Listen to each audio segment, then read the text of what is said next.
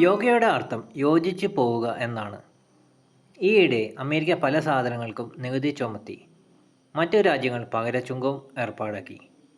ഇത് ആഗോളതലത്തിൽ ഒരു വ്യാപാര യുദ്ധം തന്നെ തുടങ്ങിവെച്ചു. ഭൂമി സമൃദ്ധമായി എല്ലാം നൽകുന്നു.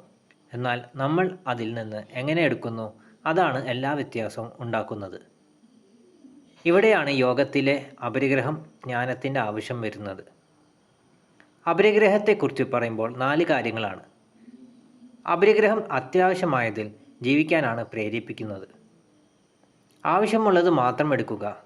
വ്യക്തികളും രാഷ്ട്രങ്ങളും അപരിഗ്രഹം പരിശീലിച്ചാൽ സമ്പത്തും വിഭവങ്ങളും കൂടുതൽ തുല്യമായി പങ്കിടാൻ കഴിയും. ഇത് യുദ്ധങ്ങൾ, വ്യാപാര യുദ്ധങ്ങൾ കുറയ്ക്കുകയും കൂട്ടായ ആരോഗ്യം, സമാധാനം എന്നിവയിലേക്ക് നയിക്കുന്നു.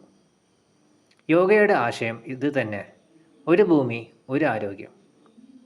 ആളുകൾ സംതൃപ്തിയോടെ ജീവിക്കുമ്പോൾ അവർ മറ്റുള്ളവരെയോ പരിസ്ഥിതിയോ ചൂഷണം ചെയ്യാനുള്ള സാധ്യതയും കുറവാണ്. അതുകൊണ്ട് കൃതജ്ഞത വളർത്തിയെടുക്കുക. 3. താരതമ്യം ഒഴിവാക്കുക. അപ്പോൾ അനാവശ്യ മത്സരവും സമ്മർദ്ദവും ഉത്കണ്ഠയും കുറയും. അപരിഗ്രഹം എല്ലാം ഉപേക്ഷിക്കുന്നതിനെക്കുറിച്ചല്ല, പകരം വസ്തുക്കളെ, ചിന്തകളെ, ബന്ധങ്ങളെ പൂർണ്ണമായി ആസ്വദിക്കാനും അവയിൽ ആസക്തി വരാതെ ജീവിക്കുന്നതിനെക്കുറിച്ചാണ്.